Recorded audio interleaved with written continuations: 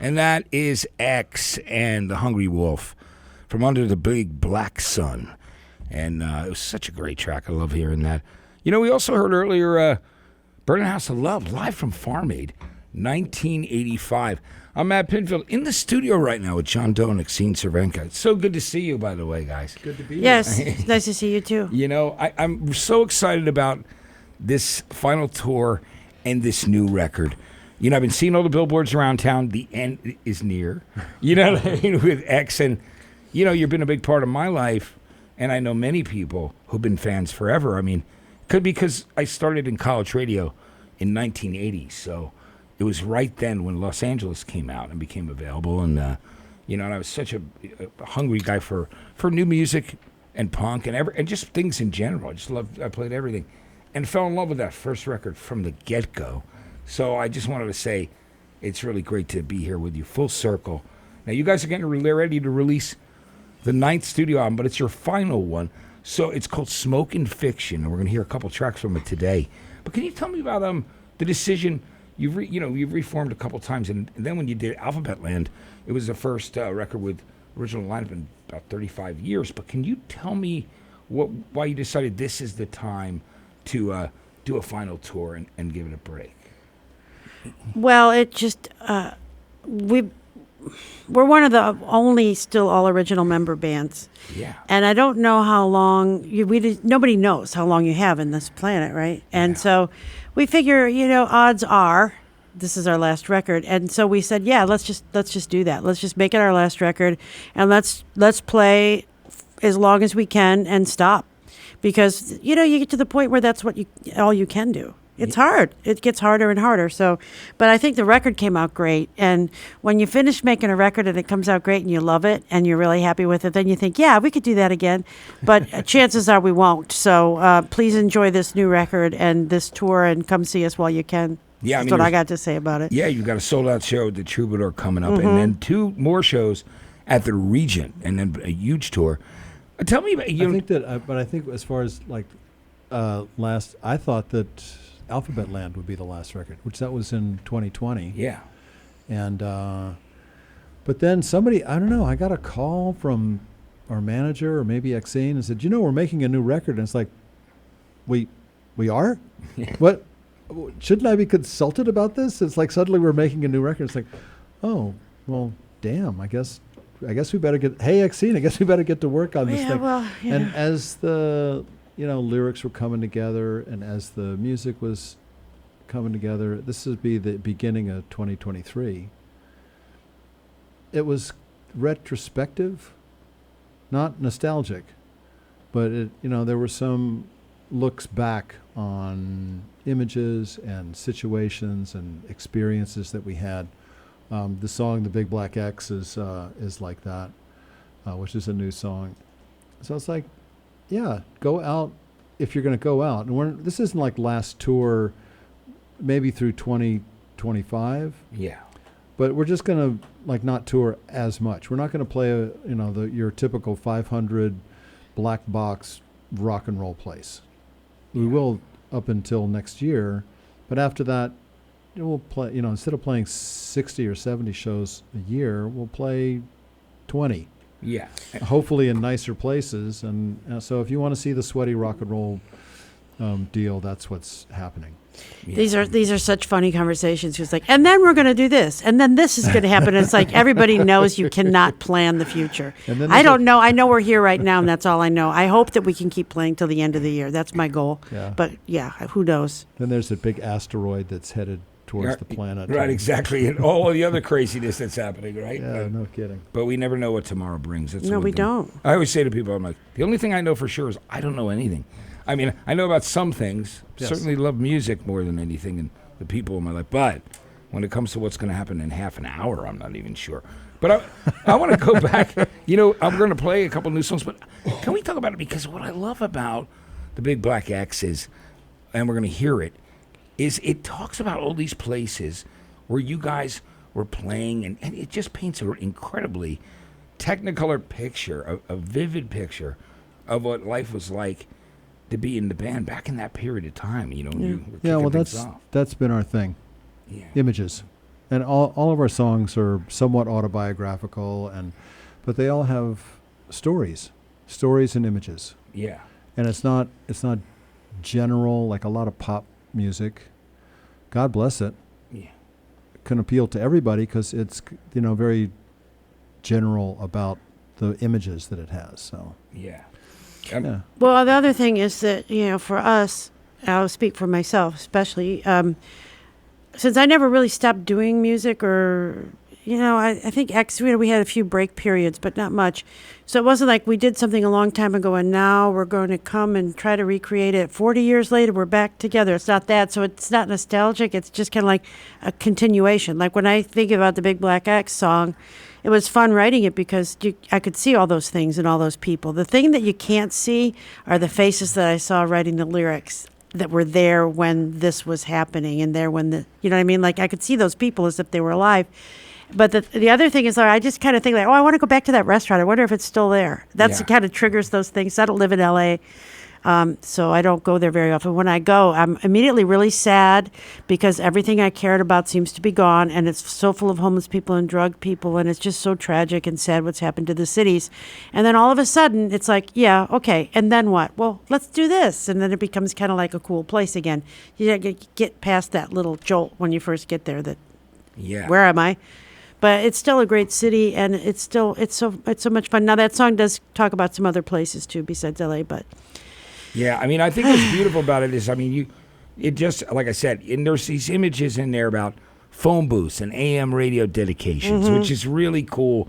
I also love the letters hanging from the Hollywood sign. Yeah, remember that? Yeah, exactly. And the Earl Flynn Mansion, right? Which you tell me about this. So as punks, it was abandoned. It was probably an urban myth. Who knows? It was like this abandoned. There was just like a swimming pool and some like abandoned foundation, or maybe there wasn't even. It wasn't really a mansion. It wasn't even a house. It was just like it's part of the foundation. And it was just like, go up this street and turn left, and then turn. I mean, crawl up a hill. And figure it out. Yeah. And be there. It's on Saturday or Sunday. Bring whatever you want to consume, and good luck. Yeah, exactly. And then the police showed up, and there was a helicopter at some point and things like that because there were too many kids having fun. Yeah, Can't have fun. Yeah, that's Metro how it Squad said no fun. Especially back then, it was almost like a return to the right on Sunset Strip in 1960. Yeah. 7 or 6. Kind of a continuation. But times. Go ahead. Yeah. I was just going to say. So I want to ask you, like, when you put out the first single, and you got signed by Danger House, which was a small label that didn't last very long, right? But can you tell me about? I'd like to hear you talk about when you came together and realized that there was a new groundswell of things happening, and you guys were really at the forefront. There were quite a few bands, but it was very few at that period of time. And how did that come together for you? Oh, I don't know. I mean, somehow we heard about the Mask, and I went down there. I don't know if Exene was with me, if we were there together, but I remember meeting Billy Bones and Brendan Mullen. Billy Bones was in the Skulls, and he's still around. I think they still play from time to time. And it was in a basement. And so, okay, and there's that, and then Tomato to Plenty and Tommy Gear from the Screamers were around, or maybe at the Copper Penny or some other diner. And, look at that guy. They look like a kindred spirit. So it was in Hollywood, and there's weirdos in Hollywood, but these were a particular kind of weirdo. Yeah. And you thought, okay, they get me, I get them, let's do it. And Exene and I met at this writing workshop down in Venice, and la la la. I mean, all that's pretty well documented. Yeah, I mean, it's been, but it was like any place, any kind of a scene. Yeah, things just happen. They happen organically, and nothing was contrived or premeditated. It just all kind of fell together, and we're really fortunate that we've made it this far, and that had some resonance. You know, people say, "Oh, what was it like?" It's like, well, you can listen to this song, or you can listen to all those songs, or whatever. But which is so great. I'm going to play the Big Black X for everybody right now. You got to hear this song. It's a great track. I really want people to hear it because It's from the new album, Smoking Fiction. Get your cassette recorder, and so you can Yeah, record it over the air. Remember when we used to do that? Oh, yeah. Absolutely. Here's X. We're in the studio with John Doe and Exene Cervenka right here at 88.5 The SoCal Sound.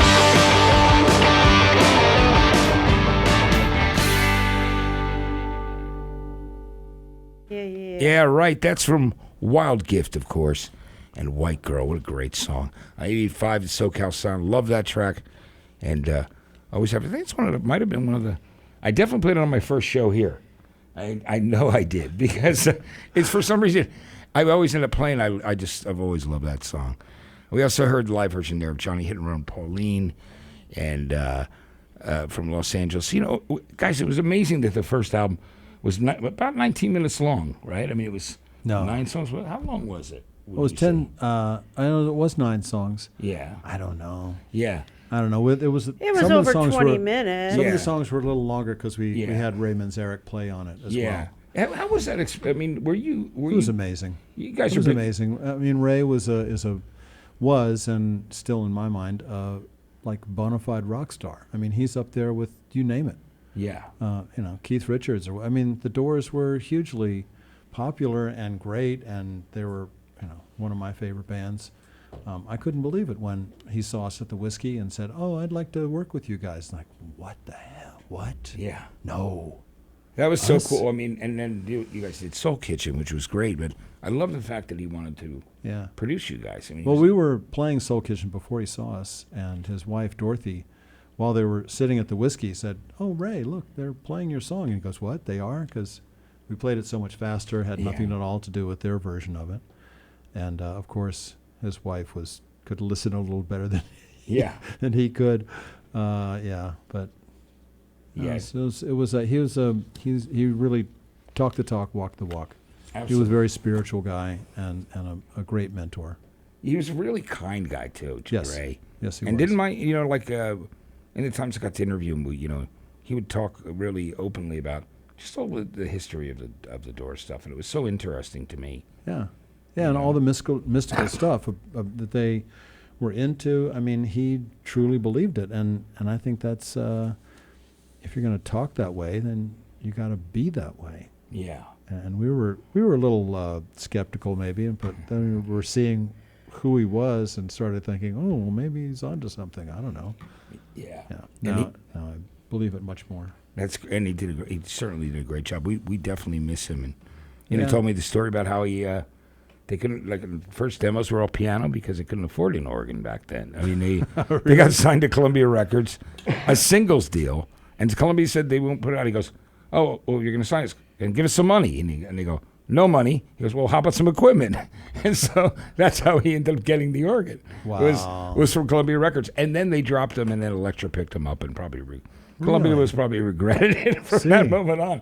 Pretty funny story. Well, unfortunately, probably whoever dropped him didn't get fired, which they should have. Yeah. But, it's a record company, so. So a lot of people fell upward. Yeah. You can't get fired. Yeah, it's crazy when I look back. Hey, can you talk to me about the first time that you guys went to the East Coast? Because it was such a different way of communicating back then. And, of course, you guys did CBGBs and Max's. You were the first band from L.A. to play there. Do you remember back in 1978 what that was like to go to New York? Yeah. Exene? Well, it was a comedy of errors because we didn't have anywhere to play in between. So our first tour was New York. Yeah. Period. Like, it was like, okay, so we're going to play some shows in New York, then we're going to drive back to Los Angeles. That was all there was. And then somebody came to see us play, and they said, well, you can play in Philadelphia, and you can play at this other place in Pennsylvania. So we picked up 2 more gigs. And what was amazing about it was the ancient days of the 70s, 80s era when America still was unchanged from 40 years prior. I mean, it was just like driving across the country was great. We had a very broken down vehicle, and we were always either on fire or stalled out on the Brooklyn Bridge or something. It was terrible, but we did it. And we played those shows. It was really neat to play Max's, and I still have my little scrapbook from that. And I have the Max's Kansas City menu that has like everybody's names, like the dishes. It was really a big deal. I think that's when we met the Cramps too. It might have been another time when I was in New York visiting my sister, but I remember meeting the Cramps at CBGB's. Yeah. But it was it was, you know, the dream come true stuff, but it was so grueling and so hard, and we ended up losing money, and our car got towed away, and that's when I wrote Your Phone's Off the Hook, because also one of the bands that we were playing with, they called us up to see when we were coming by to pick up their equipment. Since we were opening, we could come. We had a vehicle. We could come pick up their equipment and transport it for them. And John said, "No, we're not going to do that. We have our own equipment. We don't have room." And they got very angry with us and hung up. So I said, "Your phone's off the hook, but you're not." And then they towed away our vehicle and said, "All of New York is a towaway zone." So that's in the song. So that song kind of paid for the trip, I guess, all things considered. Yes. Yeah, what a great song too. I mean, certainly yeah. on the first album. So that was, were the Cramps really cool to hang with at that point? Lux and I. You know, I thought that they were like really, really nice people. And I know people always say that about me too. It's like they're really terrified of me and all this stuff. And we're all kind of pretty much just regular people who play music or whatever. But they were definitely, for me, the scariest band of all time. Like Brian Gregory, just him alone, not to mention that whole band. Like you just look at them and you'd be like, because they just had this kind of monster rock terrifying presence, but they were just so real at the same time. They were somewhat theatrical, but also just really real. And of course, they were very nice people. Yeah, Lux was certainly the Superman of punk rock. Yeah, because he was in the day by day, mild-mannered Clark Kent. Yeah, and then as soon as he hit the stage, it was just like where did this come from? But yeah. You know, it's like a lot of people. They have this alter ego. Yeah. I remember them playing the Hootenanny, which used to happen down in Orange County. Yeah. And my daughters were there. They were pretty young. Lux ripped the entire crotch out of his pants, and his junk was hanging out. And my daughters were like, 6 and 8, and just trying to put my hands over their eyes. But he did this amazing thing where I'd seen him do this before, where he took a mic stand and bent it over his shoulders. So it was in an L-shaped straight stand, right? Yeah. Then he put it on top of another like boom stand, and then so that it was tipping back and forth. Then took a wine bottle, tipped it up the bottom of the mic stand, if you can imagine this. Took a wine bottle, took the mic cable and wrapped it around, lashed the mic the wine bottle to the mic stand, then let it go, and it went like up and down and up and down. And then he laid down underneath of it, so the wine would be going into his mouth as it rocked back and forth. It's like, and he didn't practice this. Yeah. He didn't say, "Okay, guys, now when we're doing the middle part of Surfin' Bird, I'm gonna like." He just was out of his, he was in his Lux Interior grandness. Yeah. I'm gonna do this thing. When we did that a music war, somebody threw a high top sneaker onto the stage. He picked up a bottle of champagne and poured champagne into the sneaker and then drank it like drinking champagne out of a woman's shoe. Yeah. But there was this nasty old Converse freaking all-star high top. Like, he was a genius. And he was so mild-mannered. Yeah. And but when you see those interviews when they're like walking around in record stores and talking about that, they were so into obscure stuff and music history and really smart, well-spoken, and what a couple. The antecedent or whatever you would call to that would be Hazel Adkins. Yeah. Yes.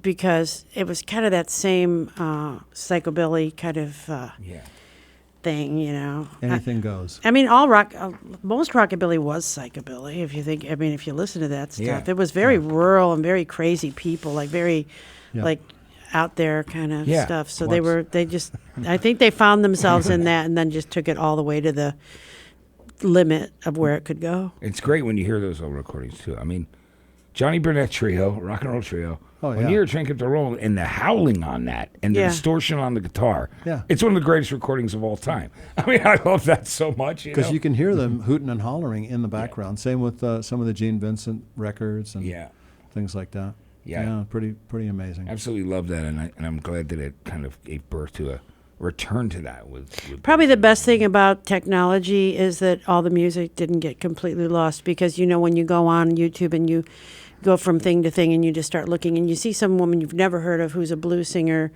from 1930 and it's got 80,000 views, and you're like, she didn't have 80,000 views in her lifetime. Yeah. How neat is that? Like, and all these young people now, they're learning how to play 20s music and all this old music from being able to find it the technology, and then people can take their record collections and play them for the world now. And so that to me is that's the best thing about technology, right? Yes, it's connecting people to that art, Yeah, to that music. and that's expression. we didn't have that. So Billy always tells a story famously of him going into Tower Records, and who knows if this is true, going into Tower Records and asking if they had a Little Richard record, and they threw him out and chased him down the street, which I think is an exaggeration. But the point is, they did not sell Little Richard records at Tower Records in 1978 or whatever. So. Which is it's crazy when you think about it. You would think because of those, the real forefathers of rock and roll.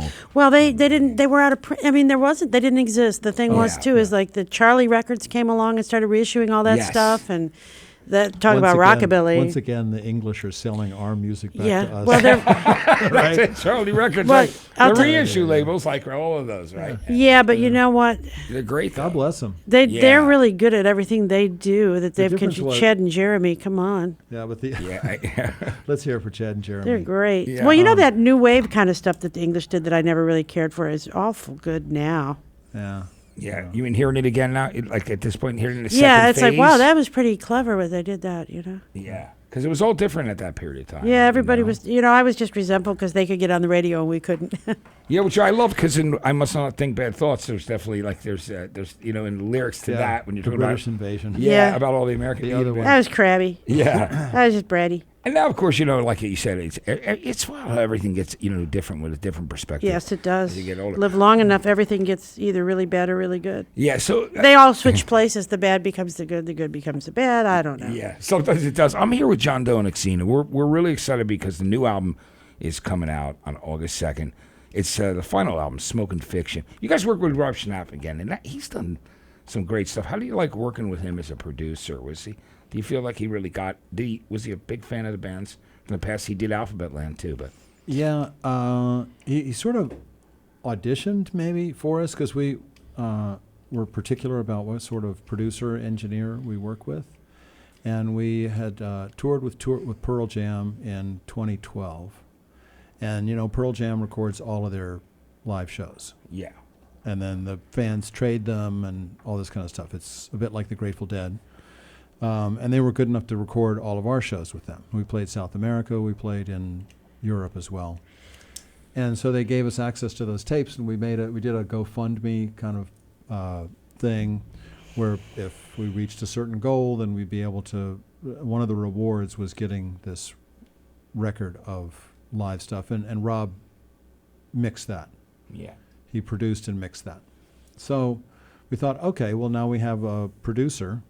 So we have one thing checked off the list, and then we got our masters back and wanted to reissue them, and Fat Possum said, okay, we'll give you a good deal. So Fat Possum, which is a great label based on some older blues players from freaking Mississippi, R.L. Burnside and Junior Kimbrough, which is like, what kind of a business model is that? Yeah. You're Burnside, that stuff is, you're signing someone who's in his late 50s or early 60s that nobody knows and plays like this wild-ass blues. Yeah, remember his ass pocket full of whiskey and the stuff that came out a little. I love that. I love it. But anyway, so we had two boxes checked. Which, So, okay, well, let's do a new record. Yes. And that's how we got involved with Rob. And he is quietly demanding. Yeah. But in the best way. Yeah, because And very he's really positive. yeah. He wants to capture the joy that is there. Yeah. And sometimes that's hard because you're just working away. But this record happened really quickly.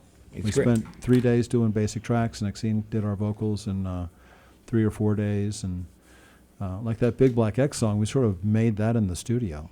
Yeah. We'd never played it live, and some of the other songs we did play live for about a year or so. We're going to hear Ruby Church. Tell me about that. I wanted song. to say that just hearing John say that, Rob is so much like Ray, because Ray was the same way. He could be really tough if it was like, knock it off. This is forever. You're going to sing this song and stop. Do this. Or whatever. But also really fun and smart and intuitive, and so you feel this relaxed feeling like this. Hey, this guy's cool, and he's one of us. but then you realize, but he's also in charge. And so, and he always Rob would say all these really great suggestions to me, like, you know that last slide? I go, yeah. He goes, don't try too hard. I go, oh, got it. It clicks in my mind. Yes, I was trying too hard. And then I sing it and he goes, that's it. You know, he's really understands us. He really did. Yeah. He does. He really knows. But if I was like, you know what, Rob, can we just go down the street for 10 minutes and play pinball? He'd be like, sure, let's do that. Yeah. Because he's just like, he knows whatever makes going to make the record great. Anyway. And give you a chance to decompress. And yeah, just take a minute you know, I mean, away. he's a peer, but he's really smart. I mean, he's pretty much a genius too, you know. But anyway, so what were you going to ask? I was going to say, talk to me about Ruby Church, the opening track on the record. Was that the opening track? That was. I think I really was like, no, that has to be the first song. It has to be the first song. It's like that's the first song. Yeah. So tell me about it. Well, it started as a poem, and I was inspired by our friendship with Paul Rubens, Pee Wee Herman. Yeah. And his superpower was joy. Yeah. His superpower was laughter. And he could get into say all these things and get people to think of all these very heavy subjects but in a way that was humorous, in a way that wasn't threatening, you know. And so, but he still had that glint in his eye, and the lyrics of this song are about that. So someone is being judged in a church. I don't know where the Ruby Church came from, but and then the music, but that person's superpower, even though there are these forces of judgment that are put on him, he just stands his ground and he has a smile on his face. So it's like, it's F you, but it's not in a mean way. It's in a like, you can't touch me. I'm me. I'm gonna stay strong. Yeah. And the music went through a bunch of different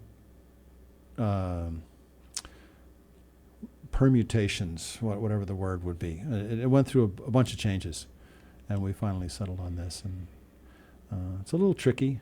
It's got a little like half measure somewhere in the verse, and but it's to the point. I think it's 2 minutes and 19 seconds long. Yeah. So you can't go to the bathroom if you're a DJ while you're playing Ruby Church. Sorry. Absolutely. That's all right. I went before, and certainly I think DJs, we appreciate. Yeah. And always, if you love the punk rock and all the old 60s garage rock and all the old songs. Yeah, you got to hold your water. You got to hold your water. Let's check it out right now. Smoking Fiction is the album. I'm in the studio with John Doe and Exene, and this is Ruby Church on the SoCal Sound.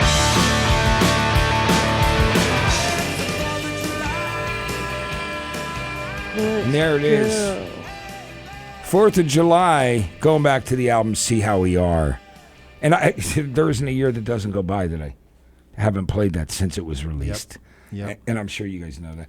Tell me, because I've read conflicting stories about how you ended up doing this song, and Dave Alvin wrote it. Tell me about how that happened. Well, Billy had kind of had enough. We did Ain't Love Grand and just toured, and it was exhausting. And so he said, you know what, I've got to just take a break. And Dave Alvin was a little bit unhappy being on the Blasters, so we just switched guitar players. Yeah. I mean, Dave started playing with us first, and then later on, the Blasters asked Billy to tour in Europe, I think.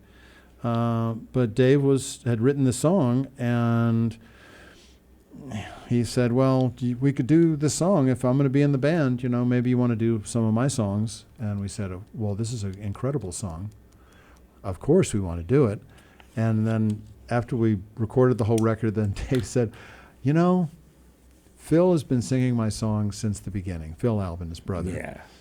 And now you're going to sing my songs? I don't think so. I think I'm going to sing my own songs, and I don't want to be in the band anymore. We're like, what? No, we just made the record. But Tony Gilkison had also come in to play guitar. So Dave was smart. He said, I'm just going to do my own songs. I'm going to sing my own songs. And he did a great version of it, too. So yeah, you have to play those back to back. It'll be a two for yeah. One of these days I'll do that for him. And, you know, you guys all knew each other from that scene coming up, which is amazing. Yeah, we did the band The Knitters, and the Blasters played with us countless times. Yeah, because they were they're an amazing band. Yeah, and Amazing Marie was such a great tune, and then of course that guy in English, Shakin' Stevens, covered their song. But I hope they made some money off it because Oh yeah, they did. yeah, I wanted to see that happen for them just because what a great tune. The original that they did with the Blasters was great. Tell me about those when you guys finally started playing like the Starwood in the early, and the Hong Kong Cafe. What was it like? What was the initial reactions like? Exene, what was it? What do you mean from the crowd? Yeah, from the crowd stand. Did the audience find you guys there? What was it like? I don't know exactly how that all happened, that there was no phones or internet or film or mainstream coverage of anything, and everybody found each other just miraculously everywhere we went, all over the country. But the early days of the Starwood and all those clubs were great because it would be packed with people just having a really great, amazing, fun time. Like when we would go see bands, we'd go see Devo or Television or whoever was in town, and Blondie or whatever, Damned. It was just super fun on stage. It was super fun in the audience, and everybody kind of seemed like we're still kind of all switching positions. Like in The Mask, half the audience would play and the other half would be watching, and then we'd just switch positions, I think that by this time the Starwood was happening, there was more audience, more people finding it. Yeah. It was just really thrilling and exciting and fun and electric. And you just knew you were in the right place at the right time, and so was everyone else. And it was just completely freedom, joyous, It did take magic. It did take a couple years, or a year, at least a year, where they, Brendan Mullen would be putting on shows at the Mask, and then that would get shut down, and then they would rent a hall down in Larchmont, and mayhem would happen, and then we wouldn't be able to go back to that hall, and then they'd find another one, and then it became a thing, became a scene. Yeah. People would hear word of mouth, and then there were more people and this and that, and then with the LA Weekly and the LA Reader, free papers, and then Slash Magazine, then it was like, go out and see something. And once Christine McKenna and the LA Times and some other writers around town would start saying, you know what, there is absolutely great live music in your city. You don't have to just listen to what's given to you by the commercial radio station. You will find a band that you love. So just go. Yeah. And here are the clubs. There's Club 88. There's the Hong Kong Cafe. There's the Music Machine. There's the Vex down in East LA. There's this and there's that. Al's Bar downtown. And it became a groundswell. So like any good scene. Yeah. Minneapolis was like that, with Prince and The Time and all that kind of stuff. Yeah, and the all those Husker Du, obviously Replacements, all the people out of that period, right? Yeah. Later, but so what was it like when you guys played Disneyland? You played Magic Mountain, so like that. What was that experience like? Every year those places would hire a band to play at the prom thing or whatever. I don't know. I never went to school. I never went to Disneyland. I had no idea. It was just like get in the van. So you would just play, and they'd give you a bunch of money, and then you'd go drink, and that was that. The coolest thing was when the Blasters and X played at Disneyland one time. Yeah. We would meet in the the tunnels underneath Disneyland. Yeah. And I remember Gene Taylor, rest his soul, down there, and Gene was a Blasters piano player, and he always wore these Ray-Ban dark glasses. He looked like such a beatnik. He always wore one of those little sort of plaid hats, a little snap brim hat. Cap, like Al Cap. Like a cap. And a white shirt with the sleeves rolled up to his elbows, and these khaki pants and these dark glasses and a little goatee. And he just he looked like he just walked out of Jack Kerouac's kitchen or something like that. Yeah. And he did acid all the time. Yeah. I mean, all the time. Playing this crazy boogie-woogie piano, and he'd say, John, the keyboard was in waves. It was going up and down, but I knew that I could keep doing it. And we were in the tunnels of Disneyland, and Gene's acting kind of strange, and he takes his sunglasses off for a minute, and his eyes look like lobster eyes. They're just going whoa, all around. And he's just tripping his ass off in the tunnels of Disneyland. You're going, cool. Yeah, that's Let's amazing. go play some rockabilly and some punk rock.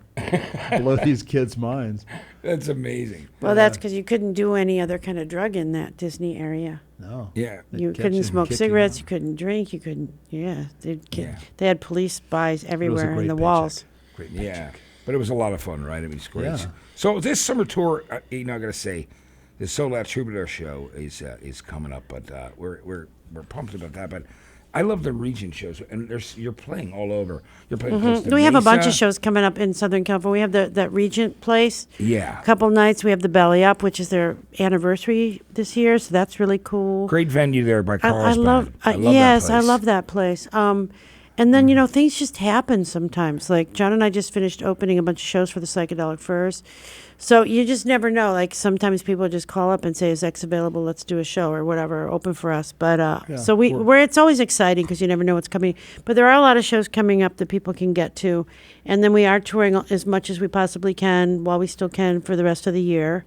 So, we're talking a lot about the East Coast and all the fun times back there, and we're going to make it back there, too, so that'll be I think fun. that's in September, and then the South is in October, the West and Northwest is in August, and we're doing the Midwest in July. So, we're going to be hitting it pretty hard. That's great. And And then we'll be back here in December to play more. We always play around Christmas And we're doing time. the Orange County. Yes, so Orange that'll County be Fair, fun. right? I love doing that one, The yeah. Orange County Fair is great. So, yeah, two gigs in Los Angeles. Yes, July lots. Is Costa Reverend Mesa. Reverend Horton Heat is opening that? Supposedly, Yeah. we'll see. You guys gonna have the Rev. That'll be great. He's always great live too. You're playing Menlo Park, and we have listeners everywhere. I mean, literally all over Sure, the World country. right? Wide Web. Yeah. So other- which the is a other good great thing. thing. Yeah, So that 2 nights in Menlo Park, which is, I guess it's San Jose area, kind Yeah. of San Francisco area. All that area is kind of the Silicon same area. Valley. Anyway, Silicon Valley South. Yeah. that place, the Guild, is a really cool place to see Yeah. a show. It's like a small little theater, and it's really, really nice. Yeah, that's Like great. old fashioned. It's cool. That is so great, and we're excited about it. And it's just really cool that this new album is going to be out on August 2nd. And people can also. I'm sure there's going to be vinyl, and there'll be some. Oh yeah, we There's just already vinyl. Yeah. People are buying vinyl. That was a special thing that we sold some of. test pressings. Yes, a special thing for special people. And I Yeah. think there's pre-sale. There's some different colors of vinyl. There's pre-sale that's going on. I think the middle of July. Yeah. Something like that. Yeah, and I love that And, Fat Possum put out the first 4 albums again. Well, it's a great Yeah. label. It is a know? great label, and they're really smart. Yeah, I mean, Really and they've signed some smart. cool bands over the last Yeah. 15, 20 years too, Yeah. as well. Yeah. Like yourselves. And you can go see the X billboard over in Silver Lake on Sunset Boulevard. Yeah, you got to go check it out, guys. That is cool. It's right above a car wash. I mean, how LA can you get? It's perfect, right? Yeah. Is it a car wash that's actually open and still functioning though? It's a wash it yourself car Okay, wash. yeah, Yeah. those are great. But listen, I want to just say I want to thank you for coming in and hanging out with us today. It's always a pleasure, good. Matt. Yeah, it's great to see you, John, and good Yeah. to see you again, Ixine. And Mm-hmm. I'm excited about the shows on the road. Once again, everybody, the new album, 10 new songs, is coming out on. The date is August 2nd. Smoking Fiction. Coming right up. It sounds great. It's happening. I'm getting excited. Yeah, we're going to play a song We're going to leave everybody with a song from More Fun in the New World. It's a great song called I Must Not Think Bad Thoughts. Guys, thanks again for coming in. Thank you. Thanks. Great to have you. John Doe and Ixine from X, right here at 88.5 The SoCal Sound.